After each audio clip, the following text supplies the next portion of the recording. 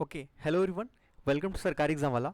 साथियों, जो आपका जीके और जीएस के लिए एमसीक्यू का क्लास चल रहा है, मॉक टेस्ट का, प्रतिदिन महत्वपूर्ण प्रश्न कराए जा रहे हैं और पूरे जीके और जीएस से रिलेटेड क्वेश्चंस कराए जाएंगे जो आपके सभी एग्जाम के लिए बहुत ज़रूरी होगा। तो इस वीडियो को शुरू से लास्ट तक ज़रूर देखिएगा। इसके अलावा आप हमारे वेबसाइट पर भी विजिट करके अपने जीके और हिंदी से रिलेटेड जो आपके टेस्ट हैं उसको देख सकते हैं। उसके अलावा उसमें आपके रिजल्ट क्या मिलते हैं, आपको कितने नंबर मिलते हैं उन दिए गए क्वेश्चन में से, वो भी आप जान सकते हैं। तो आप हमारी वेबसाइट पर ज़रूर विजिट करें www.sarkariexamwala.com। लिंक जो है इसी वीडियो के डिस्क्रिप्शन बॉक्स में दिया गया है और कमेंट बॉक्स में भी पिन कर दिया गया है, तो वहाँ से आप जाकर प्राप्त कर सकते हैं। इसके अलावा क्लास की पीडीएफ जो है आपको हमारी इसी वेबसाइट पर मिलेगी। तो आपको इस क्लास के पीडीएफ के लिए वेबसाइट पर विजिट करना है और करंट अफेयर से रिलेटेड बहुत सारे कंटेंट डेली बेसिस पर आपको प्रोवाइड किए जा रहे हैं, एग्जाम से रिलेवेंट हैं। तो जो भी करंट अफेयर आएगा वो आपको यहाँ से मिल जाएगा, तो आप यहाँ पर ज़रूर विजिट करें। ठीक है, तो चलिए स्टार्ट करते हैं। जो लोग नए हैं चैनल को सब्सक्राइब कर लेंगे, बेल आइकन को ऑन कर लेंगे जिससे क्लास की सूचना मिलती रहे, और वीडियो को लाइक कर दीजिएगा अगर आपको अच्छा लगे। चलिए स्टार्ट करते हैं पहले क्वेश्चन के साथ। तो यहाँ पर आज के क्लास में पहला क्वेश्चन है, बुद्ध कौशाम्बी किसके राज्यकाल में आए थे? ये क्वेश्चन पूछा जाता है। ठीक है, तो आपको बताना है कि बुद्ध जो है वो कौशाम्बी जो है वो किसके राज्यकाल में आए थे। देखिए, तो महात्मा बुद्ध की बात करें, ठीक है, तो ये कौशाम्बी आए थे। और अगर मैं समय की बात करूं, समय मतलब राजा की बात करूं, किसके समय में, किसके काल में, तो वत्सराज थे एक। ठीक है, वत्सराज, उनका नाम क्या था? उदयन। उदयन के समय में जो है कौशाम्बी आए थे। ठीक है, और इसके अलावा ये भी ध्यान में आपको रखना है कि उदयन जो है इन्होंने पिंडोला भारद्वाज के प्रभाव से बौद्ध बनने के बाद, इन्होंने बौद्ध धर्म को अपना लिया था, तो बौद्ध बनने के बाद घोषिताराम विहार भिक्षु संघ को दान कर दिया था। एक बिहार था घोषिताराम विहार, उसको भिक्षु संघ को दान कर दिया था। तो ये आपको ध्यान रखना है कि ये उदयन के काल में जो वत्सराज थे उदयन, उनके काल में कौशाम्बी आए थे। नेक्स्ट क्वेश्चन है, प्रथम बौद्ध परिषद का संचालन निम्नलिखित में से किस एक ने किया? सभी प्रश्न बहुत इंपॉर्टेंट है, अगर आपको प्रश्न का उत्तर पता हो तो उत्तर बताते रहिएगा।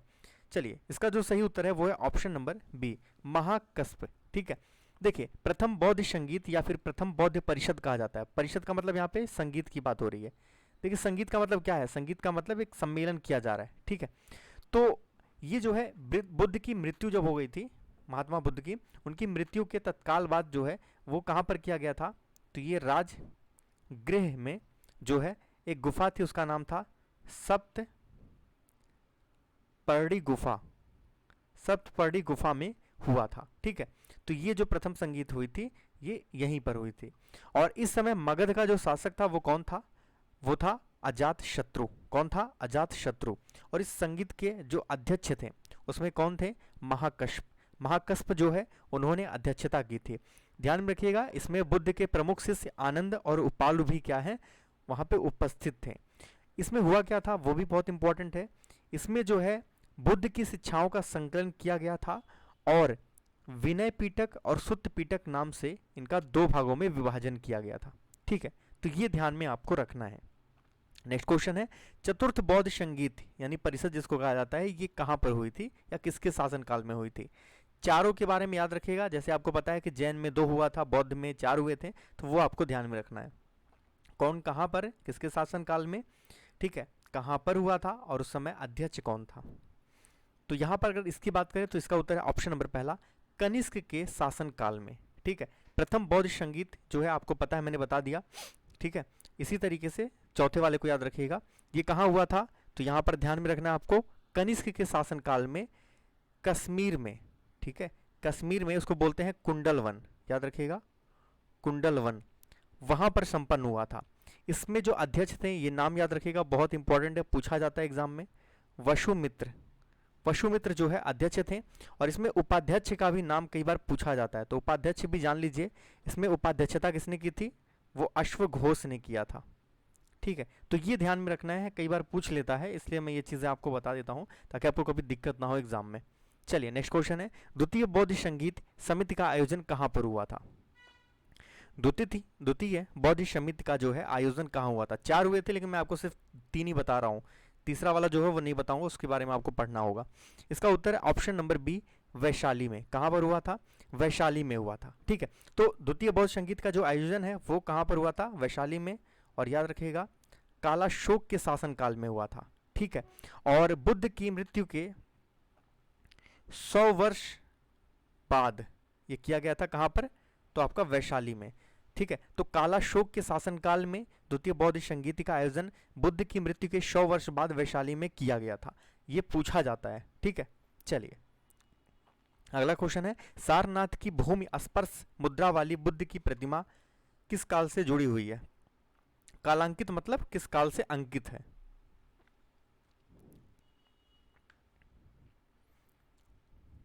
बुद्ध की जो प्रतिमाएं आप देखेंगे, कई प्रकार की बुद्ध की प्रतिमाएं हैं। ठीक है, तो इसमें जो भूमि को स्पर्श करते हुए जो प्रतिमा है उसमें जो है आप देखेंगे ये आपका ऑप्शन नंबर बी है। बी मतलब गुप्त काल। ठीक है, तो भूमि स्पर्श मुद्रा की जो सारनाथ की बुद्ध की मूर्ति है, ठीक है, सारनाथ में है, ये ध्यान में रखिएगा, पूछा जाता है कई बार कहाँ की ये मूर्ति है, तो सारनाथ की। ये गुप्त काल से जुड़ा हुआ है। कहाँ से जुड़ा हुआ है? तो गुप्त काल से ये जुड़ा हुआ है। अगर इस चूंकि भूमि स्पर्श करने वाली मुद्रा है तो इसमें अगर आप देखेंगे इसका जो आध्यात्मिक महत्व है उसमें देखेंगे, इसमें जो है आपको गंभीर मुस्कान उनके चेहरे पर दिखेगा, एक शांत ध्यान मग्न मुद्रा उसमें देखने को मिलेगी। तो ये चीज़ इसमें दिखता है हमें। ठीक है, चलिए आगे बढ़ते हैं। बुद्ध द्वारा रूपांतरित निम्न व्यक्तियों में से कौन सा अंतिम था? यानी जिसको बौद्ध धर्म अपनाया था, जिसने जो अपने आप को बौद्ध धर्म में रूपांतरित किया था, वो अंतिम व्यक्ति कौन था बुद्ध द्वारा जिसने रूपांतरण किया था? इसका उत्तर ऑप्शन नंबर डी, सुबध। इसको इस तरीके से भी लिखते हैं। ठीक है, सुबध। ये ध्यान रखना है, ये अंतिम व्यक्ति था जिसको बुद्ध ने बौद्ध धर्म में रूपांतरित किया था। और आपको पता ही है कि बौद्ध धर्म में आनंद जो है वो बुद्ध का सबसे प्रिय जो है शिष्य भी था। ठीक है, और इसी की प्रार्थना थी, जो कि बहुत इंपॉर्टेंट जानकारी है, कई बार पूछा जाता है, महिलाओं को जो प्रवेश दिया गया था वो किसके कहने पर, किसके रिक्वेस्ट पर दिया गया था? तो महात्मा बुद्ध जो है शुरुआत में महिलाओं को प्रवेश नहीं दिए थे, लेकिन जब इनके शिष्य जो है आनंद ने काफ़ी रिक्वेस्ट किया, काफ़ी प्रार्थनाएं की, उसके बाद जो है कुछ तर्कों के बाद, कुछ चीज़ों के बाद जो है उन्होंने स्त्रियों को, महिलाओं को संघ में प्रवेश की अनुमति दे दी थी। ठीक है, तो ये भी ध्यान रखना है, यहाँ पर उत्तर हो जाएगा ऑप्शन नंबर डी। चलिए अगला क्वेश्चन है। अब देखिए यहाँ पर आपको कथन दिए गए हैं, आपको अच्छे से पढ़ना है। चैत्य और विहार के बारे में है, कौन सा कथन सही होगा? ऐसे प्रश्न आपके एग्जाम में आ सकते हैं, क्योंकि देखिए हर एग्जाम के लेवल बढ़ रहे हैं। अब आपको वो ट्रेडिशनल टाइप के क्वेश्चन नहीं मिलेंगे कि फलाने का नाम बताइए, पहला कौन था, दूसरा कौन था। अब आपसे अलग तरीके के क्वेश्चन पूछेंगे, रहेंगे क्वेश्चन वही, लेकिन पूछने का जो नजरिया है, ठीक है, तरीका है, वो बदल जाएगा।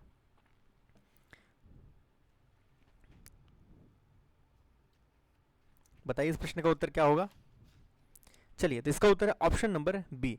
चैत्य जो है वो पूजा स्थल होता है, और बिहार क्या होता था? बिहार का मतलब निवास स्थान। ठीक है, ये ध्यान में आपको रखना है। देखिए चैत्य का शाब्दिक अर्थ होता है चिता संबंधी। ठीक है, तो जो शवदाह के बाद जो बचे हुए अवशेष होते थे उनको भूमि में गाड़ कर उनके ऊपर जो समाधि बनाई जाती थी, उन्हीं को शुरुआत में चैत्य कहा जाता था, चैत्य या फिर स्तूप भी कहा जाता था।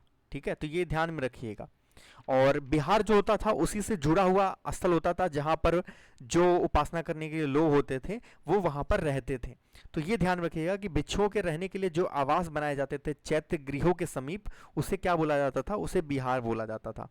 चलिए अगला क्वेश्चन है, सप्तपर्णी गुफा कहाँ पर स्थित है? याद रखिएगा ये सप्तपर्णी नहीं, सप्तपर्णी है। तो ये गुफा कहाँ पर स्थित है? इसका उत्तर है साथियों ऑप्शन नंबर सी, राजगृह में। राजगीर भी बोलते हैं इसको, ये भी याद रखिएगा, कहीं कहीं पर राजगीर लिखा हुआ मिल जाएगा, तो ये दोनों सेम ही है, राजगीर या राजगृह। ये बिहार के नालंदा जिले में स्थित एक शहर है। ठीक है, याद रखिएगा कहाँ पर? तो बिहार में, बिहार स्टेट है आपका, और जिला कौन सा है? नालंदा जिला। ठीक है, और राजगीर जो है ये, थोड़ा सा इंफॉर्मेशन और दे रहा हूँ, थोड़ा सा ज्योग्राफी वाला हो जाएगा आपका। वैभरा पहाड़ियाँ, ठीक है, वैभरा पहाड़ियों पर यह गुफा स्थित है। ठीक है, तो सप्तपर्णी गुफा कहाँ पर है? ये आपका वैभरा पहाड़ियों में स्थित है। ठीक है, ये आपके लिए जानकारी है। चलिए आगे बढ़ते हैं, नेक्स्ट क्वेश्चन है, हीनयान अवस्था का विशालतम एवं सर्वाधिक विकसित शैलकृत चैत्यगृह कौन सा है, या कहाँ पर स्थित है? सॉरी, कहाँ पर स्थित है ये आपको बताना है। इसका उत्तर है ऑप्शन नंबर सी, कार्ले में। कहाँ पर है? कार्ले में। ठीक है, चलिए देखिए जो हीनयान अवस्था का विशालतम और सर्वाधिक विकसित शैलकृत चैत्यागृह है वो कार्ले में स्थित है। और चूंकि आपको पता होना चाहिए कार्ले कहाँ पर है, तो ये पुणे के मालव तालुका में स्थित है। तालुका का मतलब क्या होता है? तालुका का मतलब तहसील कहते हैं उसको। तालुका का मतलब तहसील होता है, तो उस तहसील में है। महाराष्ट्र में एक मालव तालुका है, मालव जो मावल जो है वो तहसील है। मैं लिख दे रहा हूँ यहाँ पे मावल, ठीक है। तो महाराष्ट्र में जो पुणे है वहीं पर ये है कार्ले, ठीक है, ये ध्यान में रखिएगा। चैत्य गृह जो है कार्ले यहीं पे अवस्थित है। चलिए आगे बढ़ते हैं। वल्लभी विश्वविद्यालय कहाँ पर स्थित है? स्थित था। वल्लभी विश्वविद्यालय कहाँ पर स्थित था? बताइए इस प्रश्न का सही उत्तर। इसका उत्तर ऑप्शन नंबर डी, गुजरात में। कहां पर? गुजरात में। देखिए प्राचीन काल की अगर हम बात करें, एंशिएंट की बात करें, तो उस समय बौद्ध शिक्षा के तीन ही महत्वपूर्ण केंद्र थे।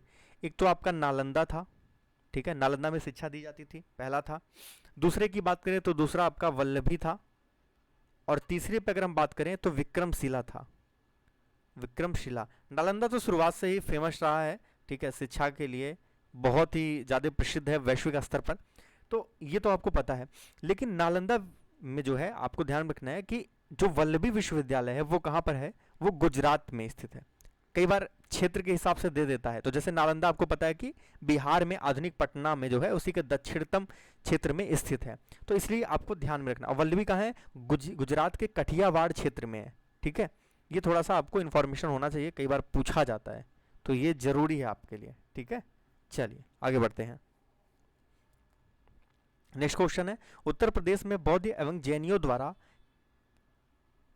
जैनियों दोनों की प्रसिद्ध तीर्थस्थली कौन सी है? उत्तर प्रदेश में बौद्ध और जैनियों के लिए प्रसिद्ध तीर्थस्थली कौन सी है? यानी दोनों के लिए एक ही है तीर्थस्थली जो प्रसिद्ध है, उनमें नाम बताना है इन चार ऑप्शन में से। पहला क्वेश्चन मैंने यही कराया था। पहला क्वेश्चन क्या था? कौशाम्बी। ऑप्शन क्या था? कौशाम्बी, ठीक है। तो इलाहाबाद का जो दक्षिण पश्चिम क्षेत्र है उसमें लगभग 33 किलोमीटर के आसपास जो है आप जाएंगे तो एक स्थान मिलता है, उस स्थान का नाम है कोशम। कोशम नाम का एक स्थान मिलता है, ठीक है। वहीं पर प्राचीन काल का कौशाम्बी था, ठीक है। प्राचीन काल का जो कौशाम्बी था वो वहीं पर था, तो इलाहाबाद का दक्षिण पश्चिम क्षेत्र में यह अवस्थित था। यहाँ पर अगर देखें वैदिक और जो जैन साहित्य हैं उनमें कई बार कौशाम्बी का उल्लेख किया गया है, ठीक है, कई बार चर्चा हमें देखने को मिल जाती है, तो इसलिए ध्यान में रखिएगा। और अब मैंने आपको बताया था कि महात्मा बुद्ध जो है यहाँ पर जाकर कई बार अपने धर्मोपदेश दिए हैं और वहाँ पर लोगों को अपना शिष्य बनाया है, ठीक है। तो ये जैन और बौद्ध दोनों के लिए एक प्रसिद्ध तीर्थस्थली है, ध्यान में आपको रखना है, बहुत इंपॉर्टेंट ये जानकारी है। चलिए आगे बढ़ते हैं। नैनार कौन थे? आप सुनते होंगे, बहुत बार क्वेश्चन आता है, तो अब बताइए नैनार कौन थे? एक अलवार संत होते थे, एक नैनार होते थे, है ना, नैनार संत, अलवार संत। तो आपको बताना है कि नैनार कौन थे। देखिए इसका उत्तर है ऑप्शन नंबर आपका बी, शैव धर्मानुयायी। शैव धर्म की उपासना करने वाले को क्या बोला जाता था? उन्हें बोला जाता था नैनार संत, ठीक है। अब मैं एक बार अलवार का भी बता देता हूं। हालांकि अलवार नहीं बोलते हैं इसको, आलवार बोलते हैं, ठीक है, अलवार नहीं आलवार बोलते हैं। अलवार जो होते थे ये विष्णु भक्त होते थे, ठीक है, विष्णु भक्त होते थे। मैं फिर से लिख दे रहा हूं, विष्णु भक्त होते थे, ठीक है। तो विष्णु की उपासना करने वाले जो है वो विष्णु भक्त आलवार संत कहलाते थे, और जो शिव की उपासना करने वाले शिव भक्त होते थे उन्हें नयनार संत बोला जाता था, ठीक है। तो ये ध्यान में आपको रखना है। और जो तमिल भाषी क्षेत्र है वहां पर भक्ति भावना को लोकप्रिय बनाने में ये दो संप्रदायों की बहुत ज्यादा भूमिका रही है, ठीक है। तो ये आपको पता होना चाहिए, बहुत जरूरी जानकारी आपके लिए एग्जाम के पॉइंट ऑफ व्यू से। तो नैनार और आलवार दोनों आपको यहाँ पे पता चल गया। चलिए आगे बढ़ते हैं। वीडियो अच्छा लगता है तो थम्स अप जरूर किया करिए, और हमारी वेबसाइट पर जरूर विजिट करिएगा, sarkariexamwala.com, लिंक डिस्क्रिप्शन बॉक्स में भी दिया गया है। भागवत संप्रदाय में भक्ति के रूपों की संख्या कितनी बताई गई है? इसका उत्तर है ऑप्शन नंबर सी, 9। वहां पर शब्द आता है नवधा भक्ति, नवधा भक्ति। तो भागवत संप्रदाय में मोक्ष प्राप्ति के लिए नवधा भक्ति को मान्यता दी गई है। चलिए आगे बढ़ते हैं। बेस नगर अभिलेख का हेलियोडोरस कहाँ का निवासी था?